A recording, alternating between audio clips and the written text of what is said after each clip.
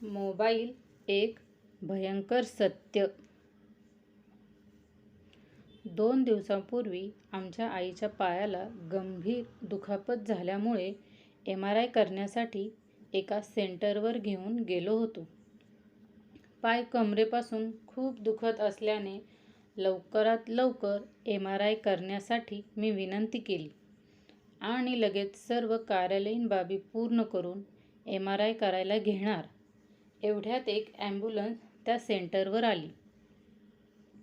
Ambulance आवाज, डॉक्टरांची धावपळ आणि नातेवाईकांच्या गाड्यांची लगबग बघून अंगावर शहारेच आले. कदाचित ॲक्सिडेंट झाला असावा. नक्की काय झालं होतं याची कल्पना नव्हती. तेवढ्यात 5 ते 6 वर्षांच्या एका मुलाला ॲम्ब्युलन्समधून बाहेर काढलं.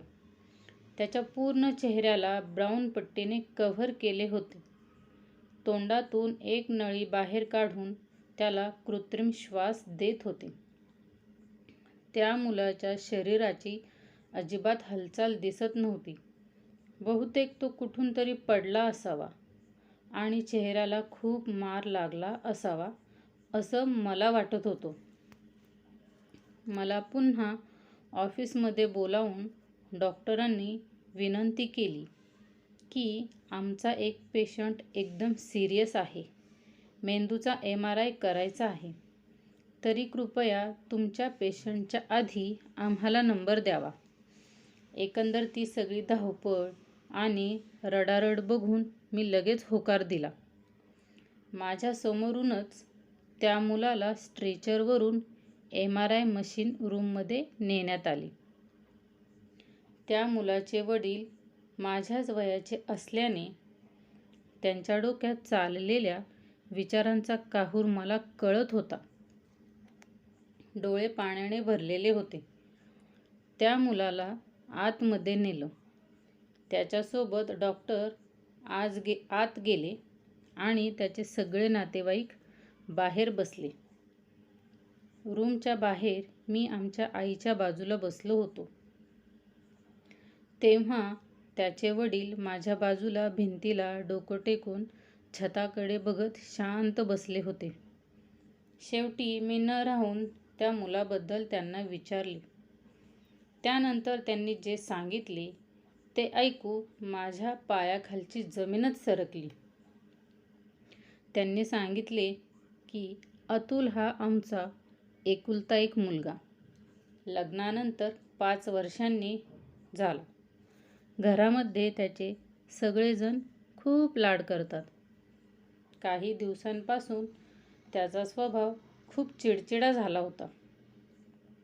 त्याला पाहिजे ती वस्तू आम्ही लगेच उपलब्ध करून द्यायचो. यूट्यूबवर व्हिडिओ क्लिप बघणे हा त्याचा आवडता छंद झाला होता. हातात मोबाईल दिल्याशिवाय तो जेवतच नव्हता. काल संध्याकाळी त्याला खूप मोठी उलटी झाली आणि नंतर त्याला चक्कर आली. आम्ही लगेचच त्याला जवळच्या डॉक्टरांकडे नेले. परंतु तो शुद्धीवर येत नसल्याने त्याला आम्ही इकडे घेऊन आलो. कालपासून ह्याच्यावर उपचार चालू केले आहेत. अजूनही तो शुद्धीवर आलेला नाही. मेंदूचा MRI केल्यावर आजाराच्या अजून जवळ जाता येईल म्हणून आम्ही डॉक्टरांसोबत इथे आलो आहोत. डॉक्टर आपल्या स्वतःच्या मुलाप्रमाणे त्याची काळजी घेत होते. त्यांच्या म्हणण्याप्रमाणे मोबाईलच्या अतिरिक्त वापरामुळे मेंदूवर परिणाम होऊन तो कोमात गेला आहे. हे सगळं ऐकून मला माझ्या डोळ्यांसमोर मोबाईलवर खेळणाऱ्या अनेक मुलांचे चेहरे आले होते. तिथून बाहेर पडल्यावर ही सगळी घटना मी माझ्या पत्नीला फोनवर सांगितली आणि आपल्या मुलांबद्दल कशी काळजी घ्यायची हे ठरविले. तिने सुद्धा आमच्या मुलाला त्या दिवसापासून अजिबात मोबाईल दिला नाही. हे सगळं बघून शेवटी रात्री माझा मुलगा म्हणाला की जर तू मला मोबाईल देत नसेल तर तू स्वतः माझ्यासोबत खेळ. हे वाक्य साधं आहे, पण आई-वडिलांना खूप काही शिकवण्यासारखं आहे. आपण आपल्या मुलांना योग्य तो वेळ देत नसल्याने ती मुलं दुसरा आसरा शोधतात आणि तो म्हणजे एकमेव मोबाईल. हे असं का होतं? याचे उत्तर मला त्याच रात्री माझ्या 3 वर्षाच्या मुलाकडून मिळालं. ह्या अशा जीवघेण्या आजारातून आपल्या मुलांना कसं वाचवायचं हे आता सर्व पालकांच्या हातात आहे. कारण तुम्ही मोबाईल वापरणारे सुज्ञ पालक आहात. आपल्या मुलांना वेळ द्या, त्यांच्यासोबत खेळा. मुलांसमोर पालकांनी मोबाईल जास्त वापरू नका. मुलं जेवत नाहीत म्हणून त्यांच्या हातात मोबाईल देणे लगेच बंद करा. आपल्या लहानपणीचे खेळ त्यांच्यासोबत खेळा. आपलासुद्धा विरंगुळा होईल. मुलांना कधीतरी मातीत उन्हात खेळू द्या, पावसात भिजू द्या. आपणसुद्धा मातीत खेळून पावसात भिजूनच मोठे झाले हे विसरू नका. त्यांना मातीचे किल्ले बनवायला शिकवा. कॅरम, बुद्धिबळ, सापशिडी यांसारखे खेळ खेळा.